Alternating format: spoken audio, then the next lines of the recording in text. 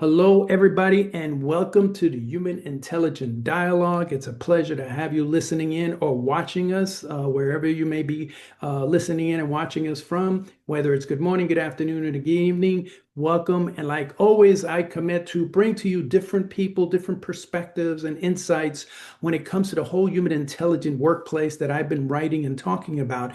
And today we have the pleasure of having Dr. Nancy Santes, who I'll give her a chance to introduce herself, but she's the founder and the president of the IOD Institute. But with that, thank you again for joining us, and I think you're really going to have some enjoyable insights from our particular podcast here today. So with that, Nancy, thank you very much for joining us. I appreciate it. You're welcome, Edwin. Nice to be here today. Appreciate the opportunity. And hi, everybody. Thanks for listening to me tell you a little bit more about what I do and my background. So I really appreciate that. Awesome, awesome. Well, Nancy, let's start off. Tell the audience a little bit about your background, how you got here, your journey to it, and what you're doing here today and what you've been involved in globally. All right, excellent. Well, I was just going to say, what I really have passion about is helping organizations create a better culture for employees to achieve goals. I've seen that happen. I worked in that environment, and I just loved my job. It wasn't a job. I loved every minute going to work, and we were really, really successful. And I did begin my career in the field of HR, believe it or not. I came from college where I was in charge of career development and work experience, and just had graduated from college. And I was recruited by a manufacturing company in Detroit and began working there, but in compensation. And I knew nothing about compensation, but I was a pretty quick study. And actually, I had a little experience as an intern in college. I was older though, because I didn't start till after my kids went to school. So had an internship in labor relations where I had to go out and do salary surveys and collect data around the state for contract negotiations. I gained, so much experience from that job. So anyway, I started at Uniroyal, and quickly they realized that, compensation, I could do the performance management, coach employees, I created their EAP program, their orientation, all kinds of things in the first year I was there. And they quickly moved me into training and development, which I really loved. And we created a Uniroyal University. So I was a part of that, and it was for developing leaders, succession planning, creating a high level leadership development program. So that kind of launched my career. And then I moved to South Florida, and my dream job was really working with Florida Power and Light. I had also gone through quality circles with Uniroyal, and I helped implement those in the plants throughout the United States and Canada. So that was really my entry into organization development, because uh, Edward Deming is a pioneer. He took from the work of Kurt Lewin and and created the quality circle movement that he implemented in Japan. So because I had that, I gotta wait a minute. So pause. Is you an idiot? So, so I obtained a job at Florida Power and Light, and I was an OD consultant. It was my first OD consultant role. I had a couple other jobs in between that, which I learned a lot also, which really lended to my work in organization development. So I worked there. I mean, I loved that. I worked on a leadership development project, and it was amazing. I learned so much from Florida Power and Light, and just how they operated their organization, and how they had metrics and indicators, and how to really tie it to organization success. It was just really an amazing experience, and I really admire that company still today. Then I decided, well, that those the times were kind of tough, and so I moved into Pratt and Whitney and then Motorola as an OD consultant, but they had to kind of lay off their um, consulting roles, that they were like part-time temporary. And then I moved into becoming a consultant on my own, which proved to be really great. very lucrative for 25 years. So I loved it because I learned so much internally from these major corporations that now I could go out and I could, I could share my knowledge and my expertise and help them develop the systematic programs that these major corporations had. So that was really amazing. I formed the South Florida OD Network, a chapter of the OD Network in 1999, and started meeting, bringing everyone together in the Tri-County area in South Florida. And it was really successful. People came in droves, and all of a sudden they said, Nancy, we don't know really what OD is. We need to have some kind of training.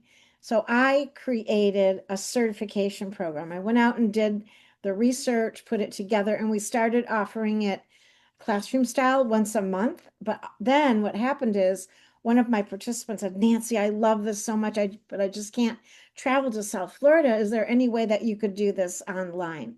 So we tried it out on a WebEx. That was our first time. I think we had two participants, really great people. They went on to have fabulous careers. And we offered an 8-month program, 3 hours a month. They had some assignments so they could implement the different OD concepts and models.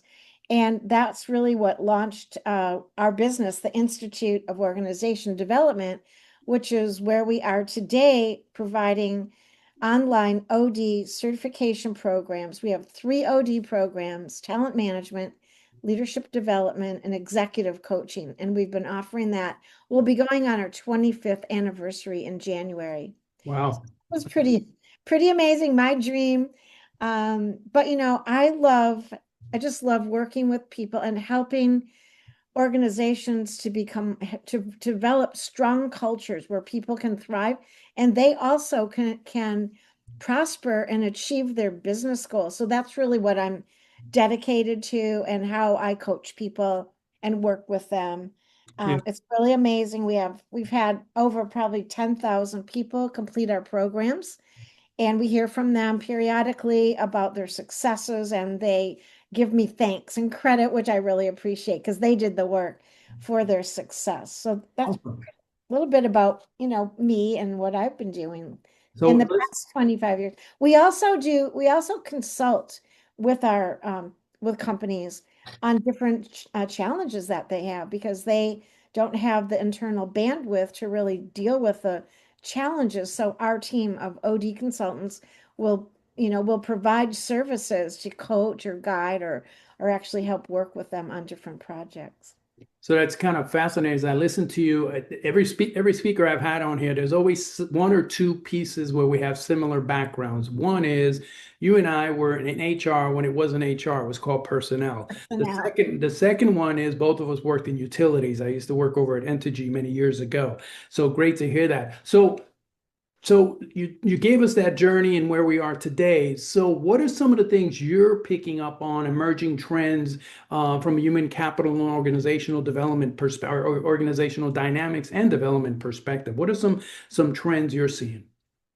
well, since COVID, which was kind of in 2000 or in what was it? When was it? 2019. Yeah, around there. So 3 or 4 years, we went through some rapid change, disruptive change, I call it. And then in the last year, with a change of the political climate, environmental climate, people really don't know what to do. So what our natural tendency is in change is to kind of stand back and let's see where we're going to land, what's going to happen. But what we do see is that a lot of companies are starting to let go of people that, they're looking where they always look at what are the support positions that don't make us money, and how many of those people can we lay off? It's an age-old practice from organizations, what it's called reduction in force. So they're, redoing the reductions in force. And then another thing is that people are very unhappy.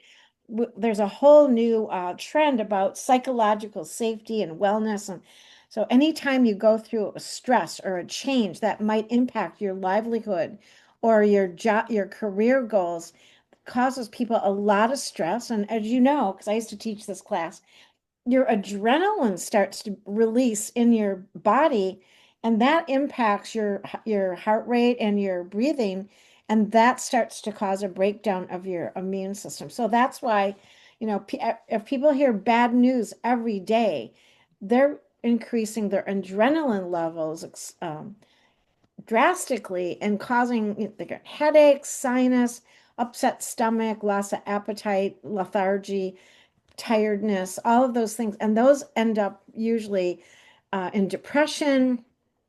They also manifest themselves with different mental disorders, anger, confusion, inability to think, inability to really communicate effectively, as well as physiological conditions. So no wonder that we're all dealing, a lot of us are being called to come in and like teach organizations, how can we create a better workforce culture? How can we address the psychological safety issues? And also, how do we deal with a lot of our talent management trends that are changing really rapidly? We see that a lot of things that we've known to be tried and true are kind of going, out the door because we've got to come up with some, we got different, not, it's not really new. It's just reinforcing a strategy or a process or a methodology to help them with their current challenges, i.e., like succession planning, leadership development, workforce planning, career development. I can't even think of all of them off the top of my head, but we're hearing, from so many. So in a growing industry or an industry that's merging with other organizations, how do we deal with that culture? How do we blend the two cultures together? Even, I mean, I don't really think they that thought about it or think it's really a problem, but most of us know that when you're bringing in people to a new culture, your chances of success are less than 30% that those people are going to stay, that they're going to, that they're going to be productive, they're going to be motivated. So you've got to address that and think about that. It's really, really important. You can't just let it go by the wayside anymore. It's just, you've got to have a plan in place. So, Yeah. uh, no, I know that in succession planning, it sounds really big. It sounds like it's really cumbersome. It sounds like we might have to make some commitments around financial commitments and commitments to people that want to move into a higher level position. But we have to address it. We have to come up with a plan, manage that plan, and make sure that people are prepared you don't want to lose somebody when you don't have a successor in place that no one else in your functional area knows what to do. Yeah. What's going to happen to your organization? It's just disastrous.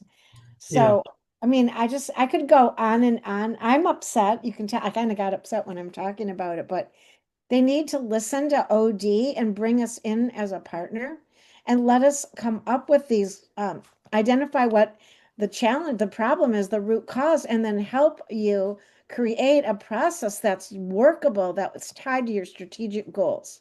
Yeah. What we And, do. and it's interesting you say that because a couple of things come to mind.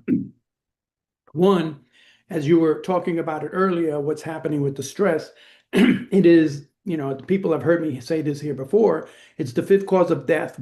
Work is the fifth cause of death due to stress. And that's from a book, Dying for a Paycheck. That's number one. Number two, one of the things you were saying, as it kind of upsets you, is I started wanting to be a medical doctor. I transitioned over to be in the field that I'm in of human capital. But to your point, to your story, I have found more dysfunctionality and more sick, unfortunately unhealthy people because of the environments that have been created. And so, to your point, whether it's IOD Institute, whether it's a human capital, human intelligent workplace, organizations like ours can help these organizations really make workplace a healthier place. Now, having said that, what solutions are you bringing to place? What are some of the things that you started to talk about that already? Some of the things that you're Right. doing there. So, and you're doing it at a global level. So, what are some things you're helping clients out with? Well, definitely what we're trying to do is train people so that they have the skills and the knowledge on how to create more effective organizations. So we have the certification programs. We have a career path in OD, on three levels. So it would be, for people entering the field of OD, it could be HR, it could be L&D, or it could be people with a master's degree or other fields that want to transfer. We have a lot of people in education too. So the certification programs to learn the knowledge of how to, so organization development really is about systems design and organization change. And it was created over 80 years, almost 90 years ago by Kurt Lewin, brought to MIT and then to University of Michigan. But it's like the world's best kept secret. However, people have been doing it for years and years. It's how you work. You have an internal consultant whose responsibility is to work with the senior leaders to help them solve critical business challenges. I mean, it's so simple, really. And also teach them how to lead successful change. And we give them the process and the tools to follow. And so there's a lot of tools, there's a lot of models, there's so many things. For instance, the action research model, that was the one that really came out of Kurt Lewin's work. And that is a step-by-step model for working with your business partners to lead them and their teams while you're developing them, giving them the skills and their team to go to work on a change initiative in the organization. It's a Yes. 7 phase model. It's really excellent. It's not that much different than Edward Deming's model for quality change. The only different thing is that we do a upfront organizational analysis so that we custom design the solution to meet the company or the organization's needs rather than one of the big consulting firms that come in and they already have a solution, they have the software and everything, and it's better than sliced bread.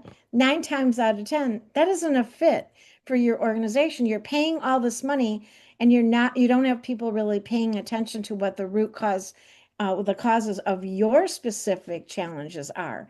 And that's what you really want. Someone that listens and understands and gets information from everyone in your organization so that you can put all these ideas together and take a look at them and then identify what is the root cause and what is the best solution that we can afford and we can support. So that's what we teach in our program. We teach our students how to do it. And believe it or not, we have so many success stories of people that have gone through our program that have made a difference in many organizations that they've worked in. It's incredible. Yeah. Um, so that's just one thing. We are also working with our clients on different things like talent management, leadership development. We help them create a strategic plan for talent management. We want them to have a process that isn't just, it's just not recruiting starts here, onboarding is here, performance management's here. It's got to be aligned. They have to have different touch points and we all have to be talking to each other and we have to measure it and make sure that it's successful, that we're getting the results that we anticipated. So that's another, and we work with clients to help them to think about how they could create this strategic aligned process. But even breaking it down to smaller component parts, we can take different aspects of leadership development and talent management. So what are your current workforce challenges that you're facing? So what recently we've had several people that say, well, we need a better process for workforce planning strategy. So could you help us with that? Then that led to, well, now we need a better process for strategic planning and high potentials. So that led to another discussion. It just kind of goes on and on. Yeah. Other areas too are the transformational change. So people are looking at all the changes in the environment, what's going on, and then how are we going to create an environment that we can be sustainable and we can survive. Yeah. So that's another piece of work that we're working on. We're going to lead those conversations and kind of using our OD expertise, how they can implement that in their organization using OD technology. So it's like you bring in um, appreciative inquiry, action learning teams, leadership development. There's like different Right. things you have to provide them with so they can learn it and then also do it at the same time.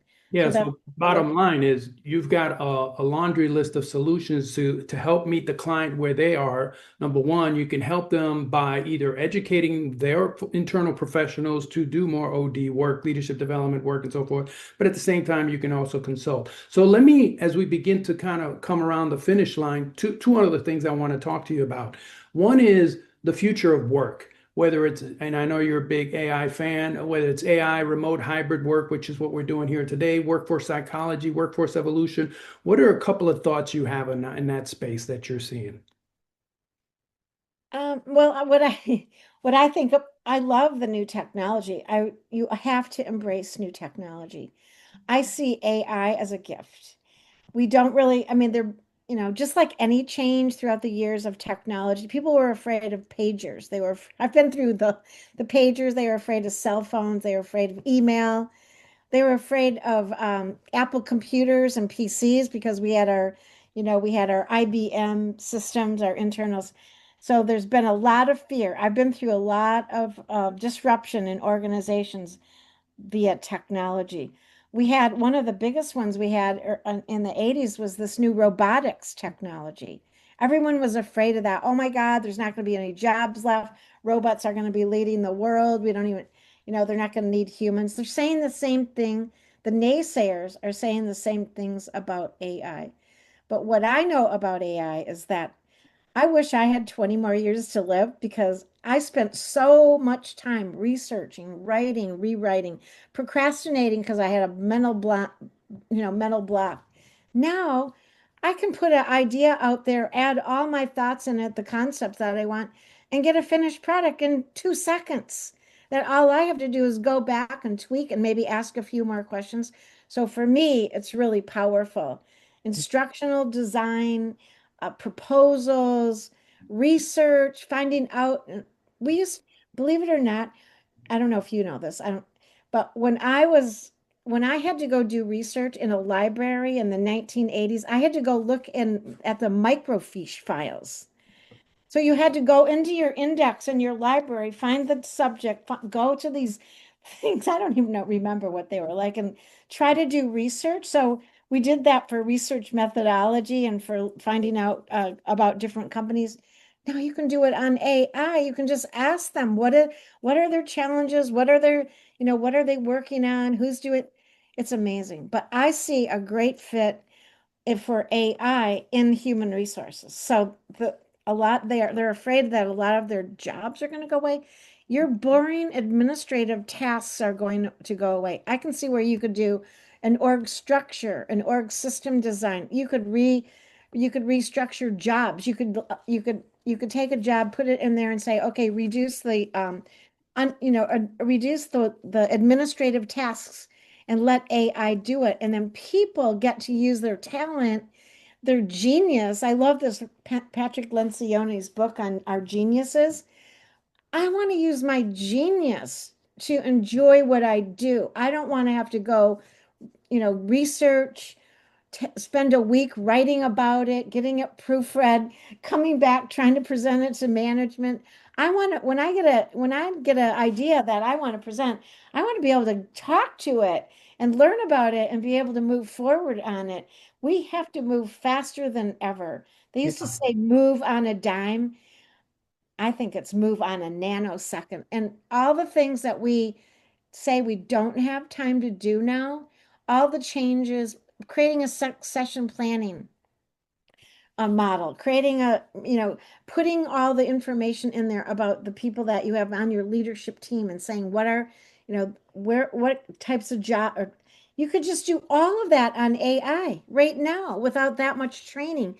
But I'm excited about all the other tools that are available. I want to take a class on it and learn too.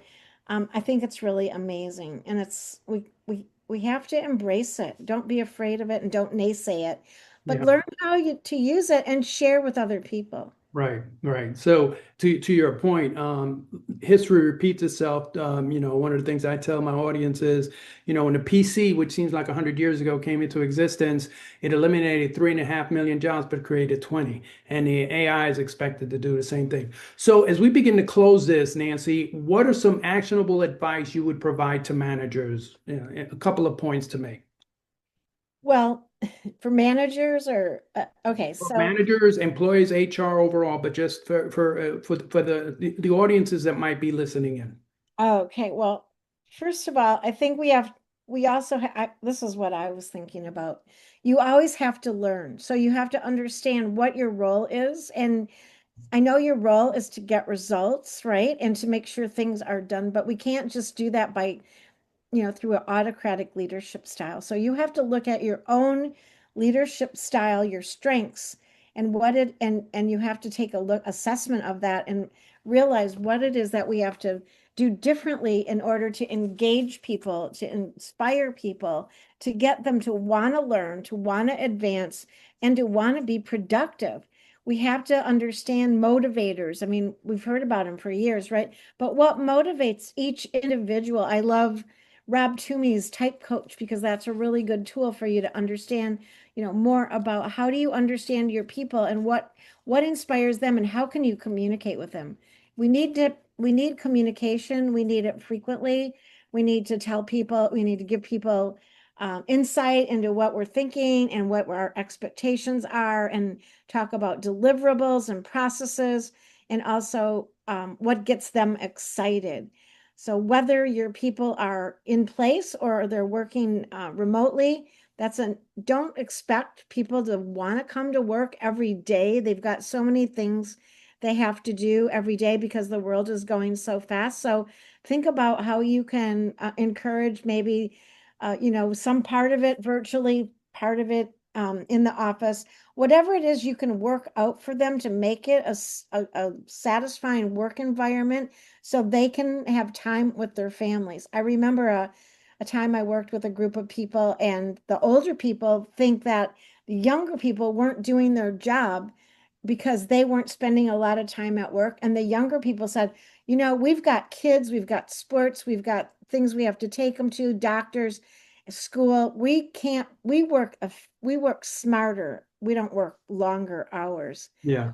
That happened a long time ago, but we all can think about how we can work smarter, but communicate it and use tools to manage people.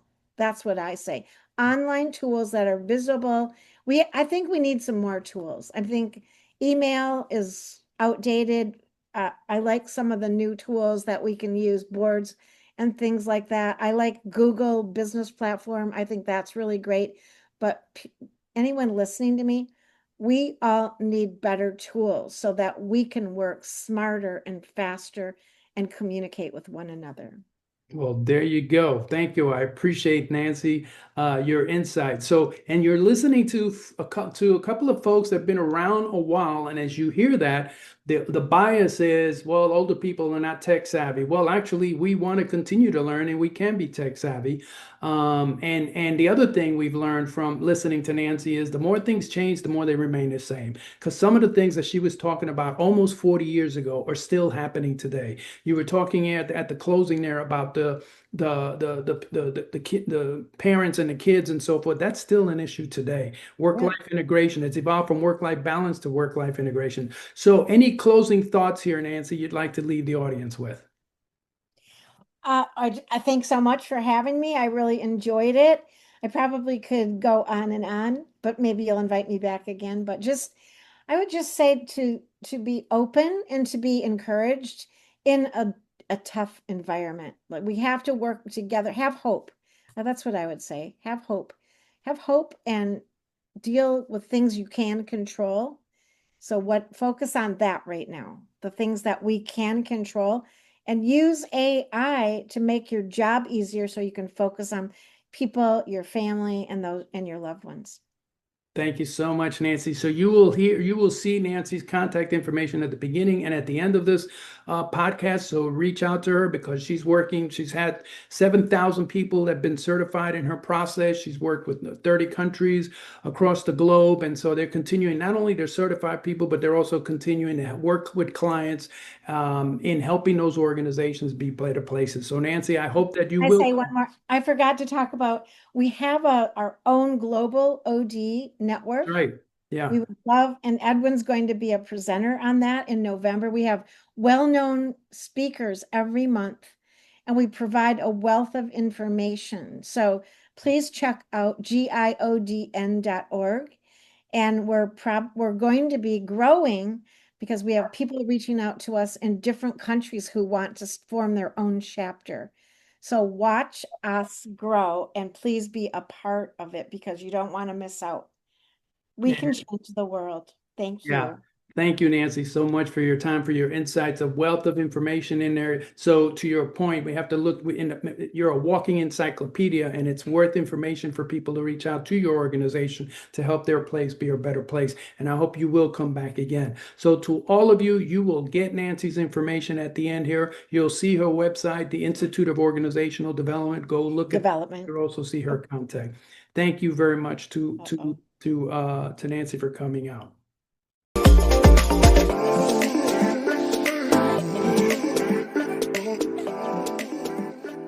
We're glad that you stopped by to visit. We're in the business of helping organizations in the growing era of AI become more HI, and that is become more of a human intelligent workplace. And we do that in a variety of ways.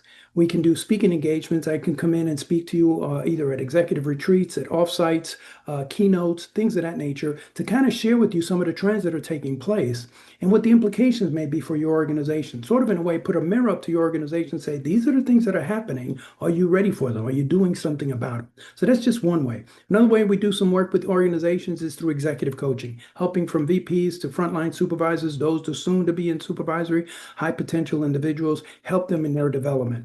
Also do leadership and team development work. And along with that, we use instruments to help organizations from a consulting perspective help themselves, whether it's the Human Intelligent Workplace instrument or questionnaire to take a sense of, hey, how are we doing in this space?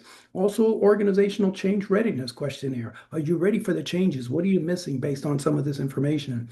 And lastly, we also look at leader behavior effectiveness questionnaires. How well are your leaders doing? How do they assess themselves? And how are the workforce assessing them too, whether it be 360 or others? So we're here to help, particularly in this ongoing changing era that organizations are facing, a time of uncertainty, a time where the workplace or the workforce is expecting different things. So hopefully you'll reach out to us and let us know how we can help you out. You can look at some of our information that we have out on our website, some of the various podcasts, some of the articles and videos that I've put out there. And hopefully those will percolate and create some thoughts and reflective moments to think about maybe we need to have a discussion with the human intelligent workplace. Thank you very much.